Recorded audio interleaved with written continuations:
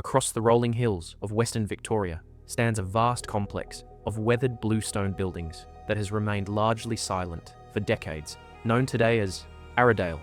This was once the largest psychiatric institution ever built in Australia. Spread across an enormous campus, its wards, corridors, workshops, gardens, and service buildings formed a self-contained community that operated for well over a century. At its height, thousands of patients and staff passed through these grounds, making Aradale one of the most significant mental health institutions in the nation's history.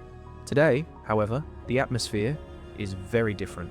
Empty wards stand where daily routines once unfolded, long corridors that once connected patients, nurses, and doctors now echo with silence. Many of the buildings remain remarkably intact, offering a rare glimpse into a chapter of Australian history that has almost disappeared from public memory. For many people, Aradale is known for something else. Its abandoned appearance has inspired ghost stories, paranormal investigations, and countless internet myths. Over time, those stories have become more widely recognized than the institution's documented history. But history often proves more revealing than legend. Behind these bluestone walls lies the story of a rapidly growing colony, a changing understanding of mental illness, more than a century of medical practice, and a society that gradually transformed the way it cared for some of its most vulnerable people. Aradale was not built as a place of mystery. It was built as a solution to one of colonial Victoria's greatest public health challenges. Understanding why it was constructed, how it evolved, and why it eventually closed reveals far more than the history of a single institution. It reveals how Australia itself changed.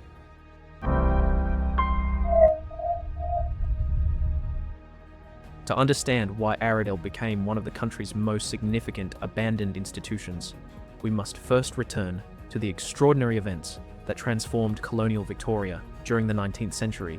To understand why Aradale was built, we must first return to a very different Victoria. During the middle of the 19th century, the colony was changing at an extraordinary pace. In 1851, the discovery of gold transformed Victoria almost overnight. Thousands of people arrived from across Britain, Europe, China, and beyond, drawn by the promise of opportunity. Towns expanded, new settlements appeared, and Melbourne rapidly grew into one of the largest and wealthiest cities in the Southern Hemisphere. But rapid growth brought new challenges. As the population increased, so did the demands placed on the colony's public institutions. Hospitals struggled to keep pace with demand. Prisons became overcrowded, and the small number of facilities caring for people with mental illness faced mounting pressure. At the time, medical understanding of mental illness was very different from today. Large psychiatric institutions, then commonly known as lunatic asylums, were considered the most appropriate way to provide long-term care for many patients. Existing facilities, including the Aradale Asylum near Melbourne, were already operating beyond their intended capacity, and government reports increasingly warned that additional accommodation would be required. For the colonial government, the problem was no longer temporary. It required a long-term solution. Plans were developed for a new institution that would be significantly larger than those already operating in Victoria. Rather than simply constructing another hospital, officials envisioned a purpose-built complex capable of housing hundreds of patients while providing room for future expansion. The search for a suitable location eventually led to Ararat. Situated in Western Victoria, the town offered several practical advantages. It was connected by rail, surrounded by extensive land, and far enough from Melbourne to allow the institution to develop on a scale that would have been difficult. Closer to the rapidly growing capital, construction began during the 1860s, and over the following decades, the site expanded into an enormous psychiatric institution, unlike anything Australia had previously seen. What began as a government response to a growing public health challenge would eventually become the largest mental asylum in the nation. But constructing Aradale was only the beginning. The far greater challenge lay in creating an institution capable of functioning as an entire community, one that would continue to evolve for more than a century.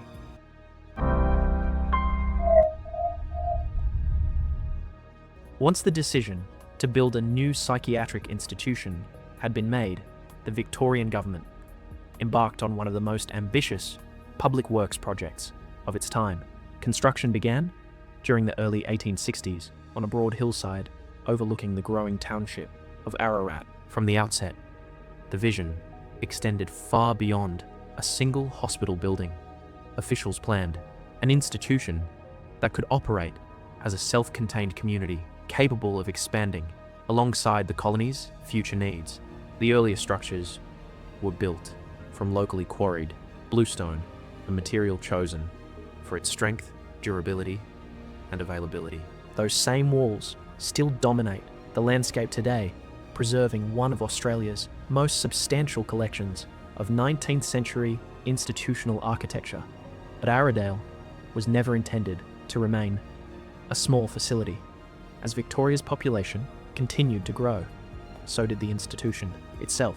New wards were added, specialised accommodation was constructed, and support buildings gradually spread across the site. What had begun as a single asylum evolved into a vast complex designed to accommodate hundreds of patients while supporting the daily operations of an entire community. Historical plans reveal an institution organised with remarkable precision. Separate wards reflected contemporary ideas about classification and treatment.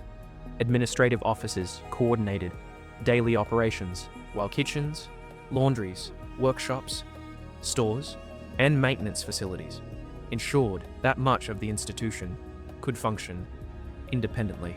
Roads connected the various buildings, creating a carefully planned campus rather than a collection of isolated structures. Beyond the main wards, the grounds also played an important role.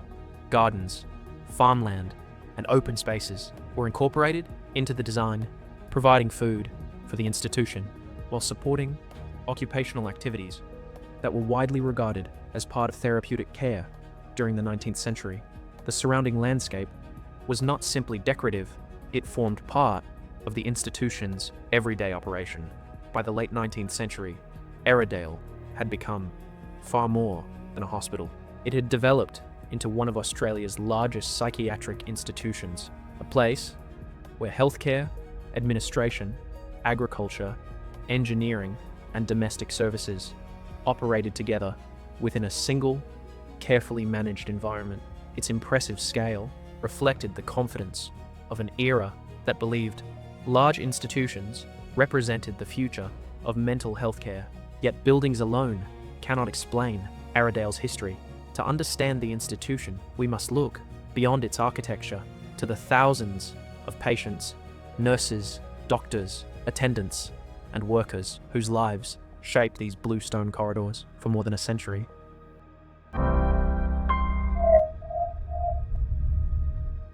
By the time Aradale reached its full scale, it had become far more than a collection of hospital buildings. For thousands of people, it was a place where everyday life unfolded, day after day, year after year. Patients, nurses, doctors, attendants, tradespeople, cooks, gardeners, and maintenance staff all contributed to the daily operation of an institution that functioned much like a small township. Life inside Aradale followed a carefully organised routine. Each day was structured around meals, medical supervision, work, recreation, and rest. Administrators believed that order and routine were essential to the operation of a large psychiatric institution, and much of the daily schedule reflected that philosophy. Admission to Aradale came from many different circumstances. Historical records show that patients arrived with a wide range of mental illnesses and neurological conditions, while others were admitted during periods when medical knowledge and social attitudes differed greatly from those of today. Diagnoses, treatments, and admission practices reflected the understanding of mental health in the 19th and early 20th centuries, not modern psychiatric standards. For many patients, daily life extended beyond the wards themselves. Occupational activities formed an important part of institutional care. Some patients worked in gardens, farms, workshops, laundries, or kitchens, while others participated in recreation religious services, or organized social events. At the time, these activities were widely regarded by medical professionals as contributing to treatment and the orderly functioning of the institution. Behind every ward stood a large workforce. Doctors supervised medical care, while nurses and attendants managed the day-to-day need of hundreds of patients. Engineers maintained essential services. Cooks prepared meals. Cleaners kept the buildings operating, and administrative staff coordinated an institution that rarely stood still. Running Aradale required far more than medical expertise alone. Like many psychiatric hospitals of its era, Aradale changed continually over the decades. New medical practices were introduced, facilities expanded, and approaches to patient care gradually evolved. What was considered appropriate treatment in one generation was often questioned by the next, reflecting broader changes in medicine and society. Looking back today, it can be tempting to judge institutions like Aradale solely through a modern perspective. Yet understanding its history requires recognizing the world in which it existed. The people who lived and worked here were part of a healthcare system shaped by the medical knowledge, government policies, and social attitudes of their own time. Aradale was not simply a place of confinement. For more than a century, it was a workplace, a community, and a major public institution that reflected how Australia understood mental illness during each stage of its history. But beyond these daily routines, another transformation was quietly unfolding across Australia and much of the world.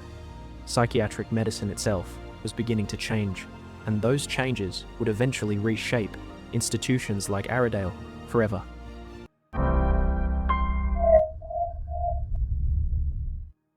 For much of the 19th century, large psychiatric institutions like Aradale were considered the most advanced approach to caring for people with severe mental illness. The belief was that patients would benefit from structured routines, supervised care, meaningful work, and an environment removed from the pressures of everyday society. This philosophy shaped not only Aradale's daily operations, but also its very design. Yet, medicine never stands still. As the decades passed, scientific understanding of mental illness gradually evolved.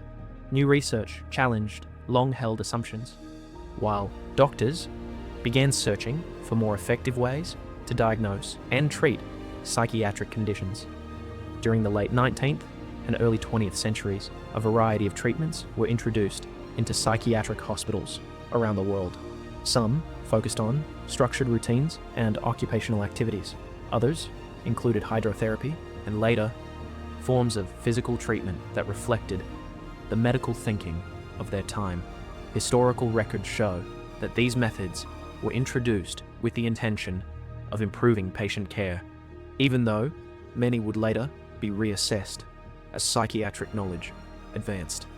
By the middle of the 20th century, another major transformation was underway. Electroconvulsive therapy, commonly known as ECT, became one of several treatments used for particular psychiatric conditions. Although its public reputation has often been shaped by popular culture, its historical use was far more complex and developed within the medical standards of the period. Modern clinical practice continues to use ECT in carefully controlled circumstances for specific conditions, though its application differs significantly from earlier decades. Perhaps the most significant breakthrough came during the 1950s. The development of psychiatric medications began changing mental health care in ways that had once seemed impossible for many patients. Treatment that previously required long-term institutional care could increasingly be provided in hospitals for shorter periods or within the broader community. At the same time, public attitudes toward mental health were also changing. Medical professionals, governments, and communities increasingly questioned whether very large institutions remained the most appropriate model of care. Greater emphasis was placed on patient rights, community-based services, and supporting people to live outside long-term institutions whenever possible. These changes did not happen overnight. They unfolded gradually over several decades, reflecting advances in medicine, evolving government policy, and changing expectations about healthcare throughout Australia. For institutions like Aradale, the consequences were profound. A hospital that had once represented the future of psychiatric care was now becoming part of an older model of treatment. The buildings themselves had not changed, but the ideas that had created them were beginning to disappear. As psychiatric medicine continued to evolve, the role of Australia's great mental asylums steadily diminished. Yet, within the Aradale complex, one part of the institution continued to serve a very different purpose. Known as J Ward, it remained connected to a chapter of psychiatric history unlike any other.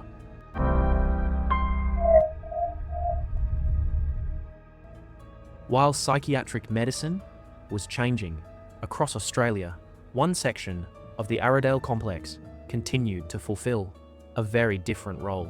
Known as J Ward, this imposing bluestone building is often remembered as one of Australia's most infamous psychiatric facilities, yet its true history began long before it became associated with mental health care. The building was originally constructed during the late 1850s and early 1860s as the Ararat County Jail, serving the growing colony during a period of rapid expansion. For more than 2 decades, it operated as a prison, housing men convicted under the colonial justice system.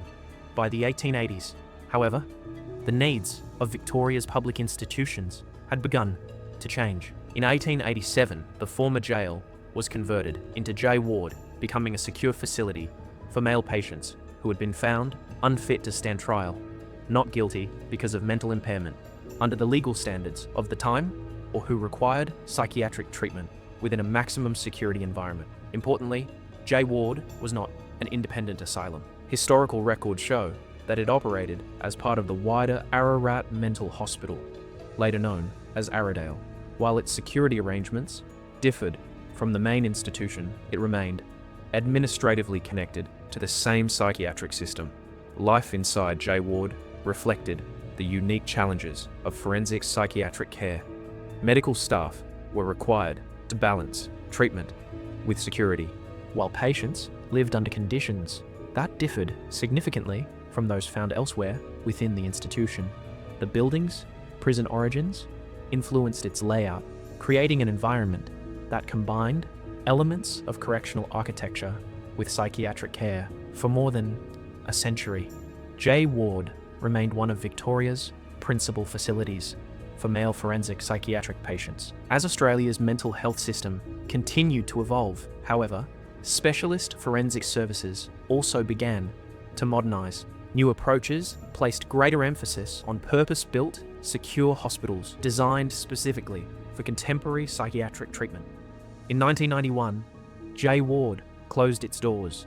Its patients were transferred to newer forensic psychiatric facilities, better suited to modern models of care, bringing to an end more than 100 years of service within Victoria's mental health system. Today, J Ward is perhaps the most widely recognised part of the Aradale complex.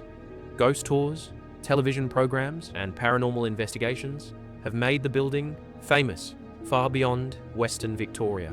Yet, these modern stories often overshadow its documented historical significance. J Ward's importance does not lie in legend. It lies in what it reveals about the evolution of forensic psychiatry, the relationship between law and mental health care, and the changing ways Australian society has cared for people whose medical needs existed alongside the criminal justice system. Its closure marked more than the end of a building's purpose.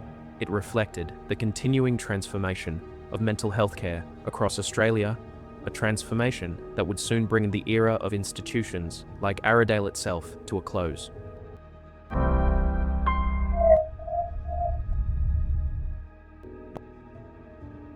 By the second half of the 20th century, the foundations upon which institutions like Aradale had been built were steadily changing. For more than 100 years, large psychiatric hospitals had formed the centre of Australia's mental health care system. They were created at a time when long-term institutional care was widely regarded as the most practical response to severe mental illness. But medical knowledge had continued to advance. New psychiatric medications offered treatment options that had not previously existed. Community mental health services gradually expanded, allowing many patients to receive care closer to home rather than spending years inside large institutions. At the same time, growing attention was given to patient rights, personal independence, and the quality of life beyond institutional walls. These developments reshaped government policy across Australia. Beginning in the latter decades of the 20th century, governments progressively adopted deinstitutionalization, a long-term transition away from large psychiatric hospitals and towards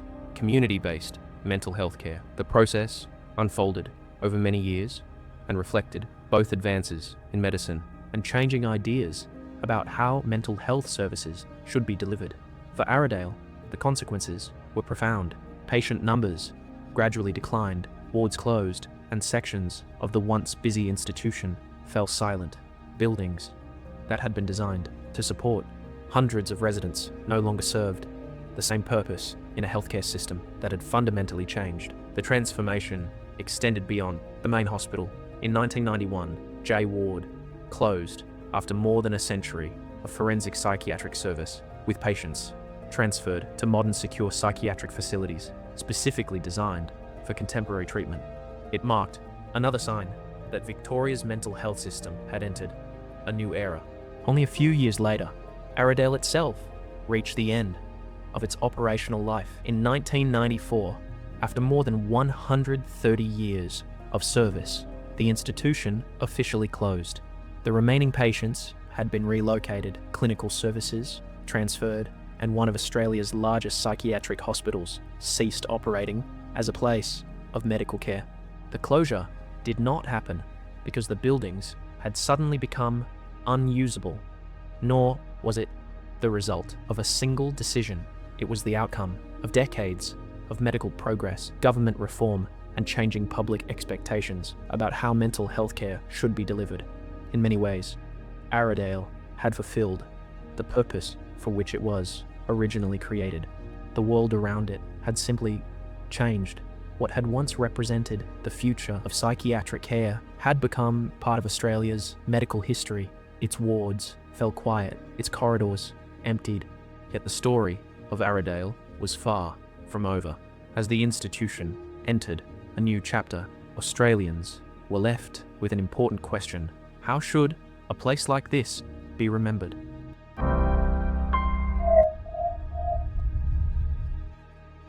When Aradale closed in 1994, its role as a psychiatric institution came to an end.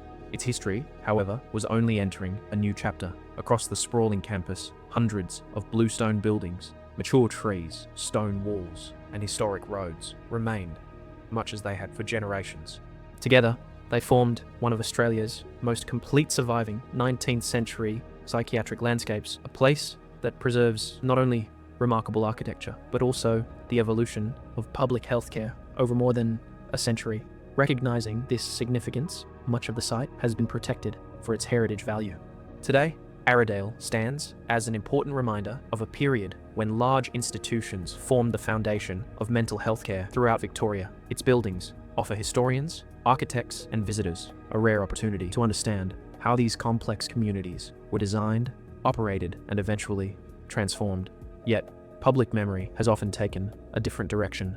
As the buildings fell silent, stories began to fill the empty spaces they left behind. Television programs, paranormal investigations, online videos, and ghost tours introduced Aradale to new audiences, presenting the abandoned institution as one of Australia's most haunted locations. These stories have become an enduring part of the site's modern identity, attracting visitors from across the country. But historical evidence tells a broader story. The documented history of Aradale is not defined by the supernatural. It is defined by the thousands of patients who received care here, the nurses and doctors who dedicated their careers to the institution, the workers who kept an entire community operating, and the generations of Australians whose understanding of mental health continued to evolve. Like many historic places, Aradale has acquired myths over time.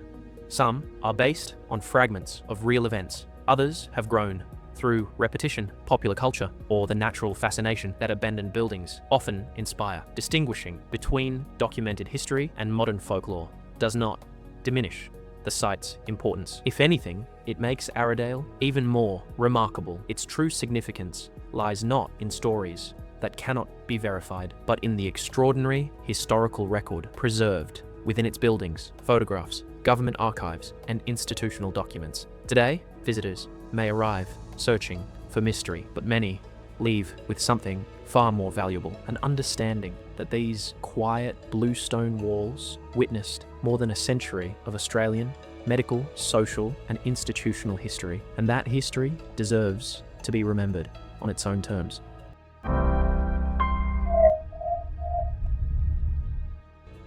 Today, Aradale stands in quiet silence. Its blue stone walls no longer serve the purpose for which they were built. The wards that once housed hundreds of patients have fallen still, while the roads that connected a busy institutional community now lead visitors through one of Australia's most significant historic sites.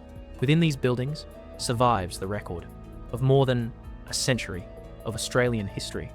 Aradale witnessed the transformation of colonial Victoria during the Gold Rush, the expansion of one of the world's fastest growing colonies, the evolution of psychiatric medicine, 2 world wars changing government policy, and the gradual emergence of a modern understanding of mental health care. Its history is inseparable from the history of Australia itself. Each generation viewed places like Aradale differently. What 19th century governments regarded as progressive public health care, later generations questioned, reformed, and eventually replaced with new approaches shaped by advances in medicine, changing social values, and a greater emphasis on community-based care. In that sense, Aradale was never simply a hospital. It was a reflection of the society that created it. Its construction reflected the ambitions of a rapidly growing colony. Its expansion reflected confidence in institutional care. Its closure reflected the evolution of scientific knowledge and public policy. And its preservation reflects a modern recognition that even difficult histories deserve to be understood rather than forgotten. Today, Aradale continues to attract visitors from across Australia and around the world. Some arrive because of its architecture, others because of its reputation. But beyond the stories, beyond the myths, and beyond the abandoned buildings, lies something far more enduring, a place that helps explain how Australia cared, how Australia changed, and how Australia continues to learn from its own past. Every place has a history. Some places preserve that history more completely than others. Aradale is one of those places, not because it remained unchanged, but because it reveals how profoundly Australia did. Thank you for watching Beneath Australia. If you enjoy cinematic documentaries exploring Australia's forgotten places, hidden history, and the landscapes that shaped the nation, consider subscribing to join us on future investigations, because every place has a story, and beneath the surface, there is always more to discover.